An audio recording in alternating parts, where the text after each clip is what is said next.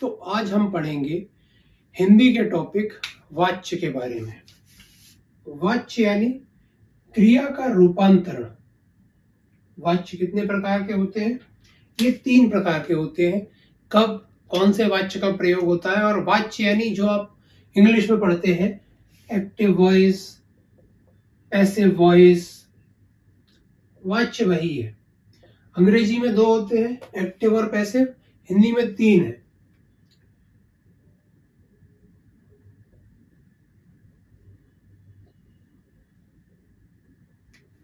भाववाच्य, कृतवाच्य, कर्तरीवाच्य और कर्मवाच्य। अच्छा, आप जब भी किताबों में देखेंगे या कोई भी मास्टर आपको पढ़ाने शुरू करेंगे, सबसे पहले कृतवाच्य पढ़ाएंगे, फिर कर्मवाच्य, फिर भाववाच्य। बेसिकली इसमें काम क्या है? कृतवाच्य या ऐसे कर्तरी वाच्य भी कई जगह आप देखेंगे लोग बोलेंगे। कृतवाच्य में क्या है कि क्रिया, वाच्य क्या है कि क्रिया का केवल रूपांतरण वाच्य कहलाता है। जिस भी क्रिया का रूपांतरण में आपको कर्ता की प्रधानता का बोध हो, ठीक है, ये केवल बताने वाली बातें हैं। पहचानना कैसे है मैं आपको 1 मिनट में बता दूंगा, लेकिन अगर डेफिनेशन आ जाए कि भाववाच्य, कृतवाच्य और कर्मवाच्य में अंतर क्या है, तो क्रिया में जहां पे कर्ता की प्रधानता का बोध हो तो कृतवाच्य, कर्म की प्रधानता का बोध हो तो कर्मवाच्य, और भाव की प्रधानता का बोध हो तो भाववाच्य।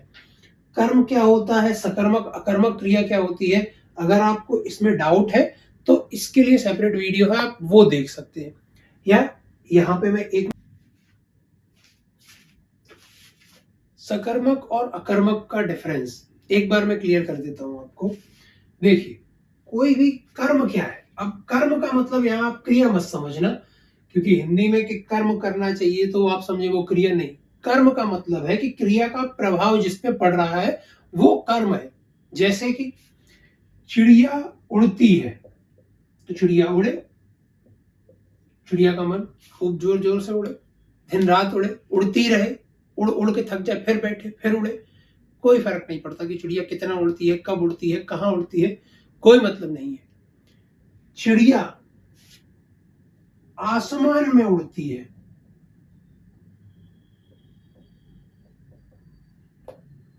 कर्म है। एक और एग्जांपल से समझते हैं। इसमें कई लोगों को यह रहता है कि आसमान कर्म है कि नहीं है। जैसे कि आपने उसको पीटा, तो जिसको पीटा है वो कर्म है। पिटने का प्रभाव किस पे पड़ा है? जिसको लतियाया गया है, जिसको मारा गया है, पीटा गया है, उस पे फर्क पड़ रहा है। जिस पे आप क्रिया करें और जिस पर उस क्रिया का प्रभाव पड़े वो उस क्रिया में कर्म है। ठीक है, इस पे एक सेपरेट अलग से वीडियो में बना दूंगा। फिलहाल वाच्य को समझते हैं। अब कृतवाच्य क्या है? आप बेसिकली एक्टिव वॉइस को कृतवाच्य कहते हैं। ठीक है, कृतवाच्य दोनों तरीके के हो सकते हैं, सकर्मक भी हो सकते हैं, यानी कि कर्म के साथ भी हो सकते हैं, और अकर्मक भी हो सकते हैं। दोनों तरीके के इसमें वाक्य आ सकते हैं। जैसे कि मोहन पढ़ता है, इसमें कोई कर्म नहीं है, ठीक है, अकर्मक है, और मोहन ही है जो पढ़ रहा है। जो पढ़ना क्रिया है वो मोहन की प्रधानता को ही यहाँ पे बता रहा है। कैसे, ये अभी डिफरेंस 1 सेकंड में क्लियर होगा। अगर मैं इसका कर्मवाच्य बनाना चाहूं तो, अगर कर्मवाच्य को भी पहले आप छोड़ दीजिए, अगर मैं इसको ऐसे भी लिख दूं कि मोहन अखबार पढ़ता है, ठीक है, ये अभी भी अखबार इसमें क्या है? कर्म हो गया, ठीक है, और पढ़ता है, तो मोहन अखबार पढ़ता है में कर्म है, लेकिन ये अभी भी कृतवाच्य है, कर्मवाच्य नहीं है। कर्मवाच्य कब बनेगा? जब हम इसे इस तरीके से लिखें कि मोहन के द्वारा अखबार पढ़ा जाता है। मोहन के द्वारा अखबार पढ़ा जाता है। के द्वारा लगाने से क्या हुआ कि प्रधानता इसमें अखबार की हो गई। यानी कर्म की हो गई, जिसपे क्रिया का प्रभाव पड़ रहा है उसकी हो गई। केवल मोहन अखबार पढ़ रहा है तो मोहन मेन है, यहां पर मोहन के द्वारा अखबार पढ़ा जा रहा है, मोहन के द्वारा अखबार पढ़ा जा रहा है। बड़ी बात, अखबार पढ़ा जा रहा है ये हो गई। मोहन पढ़े उसे सोहन पढ़े उसे रोहन पढ़े, कोई फर्क नहीं है, उनके द्वारा वो पढ़ा जा रहा है। तो जब किसी में के द्वारा, से, ने, इस तरीके से कर्ता और कर्म के बीच में ये आ जाए, ये आप एक ट्रिक की तरीके से याद रख लो कि जब ये वाक्य आ जाए तो आप मान सकते हो कि कर्मवाच्य है। ठीक है। भाववाच्य क्या होता है? ठीक, सबसे आसान वही है। भाववाच्य वो वाच्य है जिसमें क्रिया की ही प्रधानता दिखाई जाए। अब क्रिया की प्रधानता कैसे दिखाई जाती है?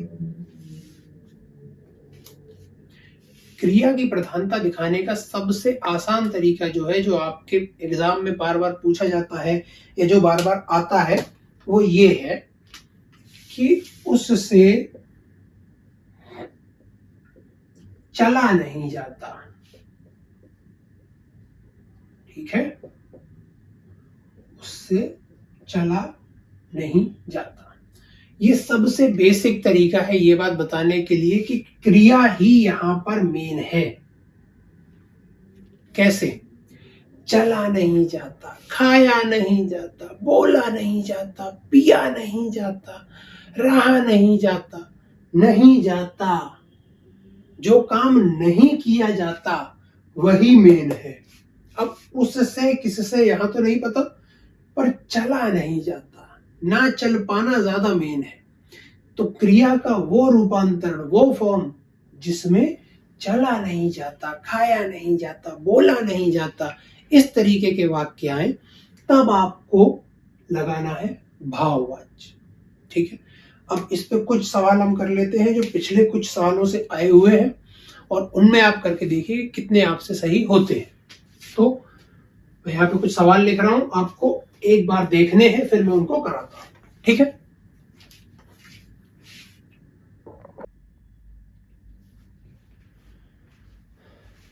तो ये कुछ सवाल है, पहले आप लगाने की कोशिश कीजिए, फिर अब मैं बताता हूँ। वीडियो पॉज कीजिए और एक बार लगाने की कोशिश कीजिए। ठीक है। अब मैं बताता हूँ। तो श्याम को पुस्तक पढ़नी थी, कौन मेल लगता है आपको? किसको पढ़नी थी? श्याम को। तो श्याम ही तो है जिन पे जोर दिया जा रहा है। अगर ये लिखा होता कि श्याम के द्वारा पुस्तक पढ़नी थी, तो जोर पुस्तक पे आता। श्याम को पढ़नी थी तो जोर श्याम पे है। श्याम क्या है? कर्ता, यानी कौन सा वाच्य होगा? कर्तृवाच्य, कृतवाच्य हो जाएगा। ठीक है।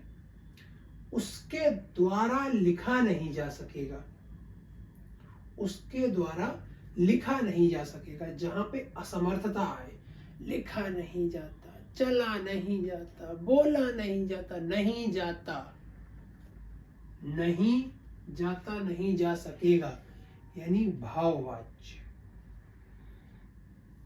ठीक है। आम खाया जाता है, यहां पे आम क्या है? आम करता है?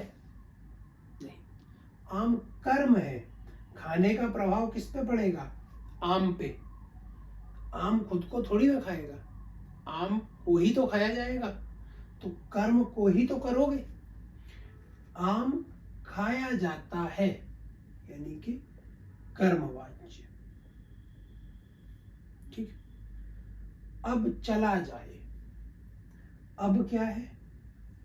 न तो कर्ता है न कर्म है, पूरी कहानी में सिर्फ क्रिया ही दिख रही है कि चला जाए, तो चलने पे जोर है। चलना क्या है? क्रिया, यानी भाववाच्य। ठीक है। धूप में चला नहीं जाता है,